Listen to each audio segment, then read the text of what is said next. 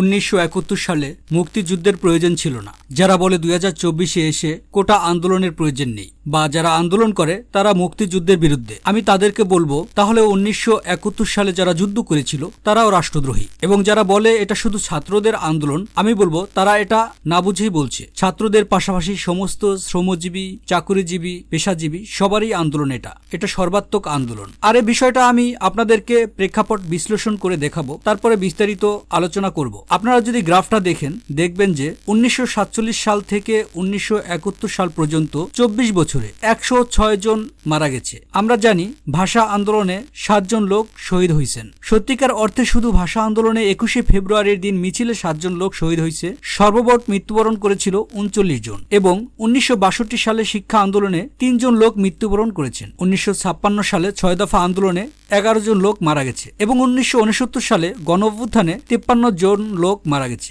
যেখানে 2024 সালে মাত্র একদিনে 210 জন লোক শহীদ হয়েছে। আর এটা সংবাদ মাধ্যমগুলোর প্রাথমিক তথ্য বলছে। প্রকৃত মৃত্যুর সংখ্যা আরো বেশি হতে পারে বা হবে। অনেক গণকবরের সন্ধান পাওয়া গেছে এবং আরো মৃত্যুর খবর প্রতিনিয়ত আসছে। যেহেতু সমস্ত দেশের সংবাদ মাধ্যমগুলো বা নেট ক্র্যাকডাউন ছিল, তাই এটার সঠিক তথ্য এখনো পুরোপুরি বেরিয়ে আসেনি। এবং তার মধ্যে শুধুমাত্র 9 জন আছে 4 থেকে 16 বছরের শিশু, যার মাঝে 4 জন হচ্ছে বাসায় থেকেও মারা গেছে। সম্প্রতি জাতিসংঘের শিশু বিষয়ক সংস্থা ইউনিসেফের তথ্য মতে 32 জন শিশু শহীদ হয়েছে। দৃষ্টি হারানোর সংখ্যা হচ্ছে 450 জন। আহত আরো কয়েক হাজার, যারা আর কখনোই স্বাভাবিক জীবনে ফিরতে পারবে না। এছাড়া বিগত 15 বছর যাবৎ কত জনকে যে হত্যা করা হয়েছে তা বলেও শেষ করা যাবে না। বিডিআর বিদ্রোহে যতজন উপরস্থ সেনাবাহিনীর কর্মকর্তাকে হত্যা করা হয়েছে 1971 সালের যুদ্ধেও সেটা হয়নি। আর এই 15 বছরে গুম, খুন, নির্যাতন তার তো কোনো শেষ নেই। তাহলে যুদ্ধের প্রেক্ষাপটটা কি? আর আপনি উন্নয়নের কথা বলেন,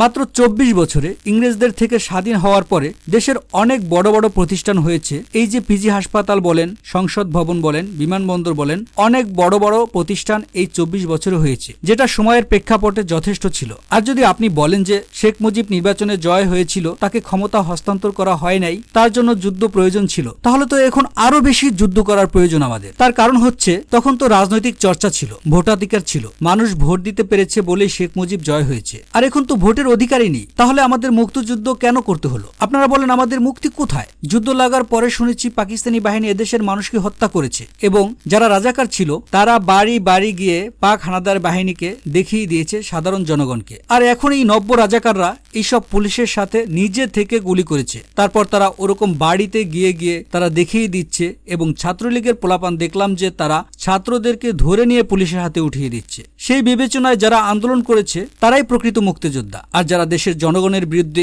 এমনটা করেছে তারা নব্য রাজাকার। যেসব মুক্তিযোদ্ধা এখন তারা নিজেদেরকে মুক্তিযোদ্ধা বলে দাবি করে এবং বর্তমানের এই সময়ের প্রেক্ষাপটে যারা কথা বলে না, আওয়াজ তোলে না, আমি বলবো যে তারা প্রকৃত মুক্তিযোদ্ধা নয়। তারা হলো সেই ধরনের মুক্তিযোদ্ধা যেমন কিছু মুসল্লি আছে যারা শুধু শুক্রবারের বিরিয়ানির জন্য বা কোথাও মিলাদ মাহফিল হলে বিরিয়ানির জন্য নামাজ পড়তে যায়। এবং এরকম কিছু রাজনৈতিক নেতা আছে যারা একটু বিরিয়ানির জন্য সমাবেশে যায়। তারা সেই ধরনের মুক্তিযোদ্ধা। তারা যে কোনো একটা লোভে পড়ে বা কৌশলে শুধু নামটা লিখিয়ে চলে আসছেন। আসলে তারা মুক্তিযুদ্ধ করেনি। প্রকৃত যারা মুক্তিযোদ্ধা তারা স্বার্থের লোভে যুদ্ধ করে না, তারা দেশকে স্বাধীন করার জন্য যুদ্ধ করেছিল এবং এখনো তারা বজ্রকণ্ঠে এটা বলে থাকবে। যারা মুক্তিযুদ্ধের চেতনা বিক্রি করে খায় তাদেরকে আমি মুক্তিযোদ্ধা বলবো না। তারা মুক্তিযুদ্ধ না, তারা মুক্তিযুদ্ধের চেতনা বিক্রি করে হাজার হাজার কোটি টাকা পাচার করে, বাড়ি গাড়ি করে, ধর্ষণ করে, গণহত্যা করে। তারা কিভাবে মুক্তিযোদ্ধা হয়? আর তার কারণ হলো যদি সত্যিকারের অর্থে 1971 সালে কোনো মুক্তিযোদ্ধা মুক্তিযুদ্ধ করে থাকে এবং সে এই বর্তমানে হত্যাকাণ্ডের সমর্থন করে, সে কখনোই মুক্তিযোদ্ধা হতে পারে না। সে শুধু নামটা লিখে আসছিল স্বার্থ হাসিল করার জন্য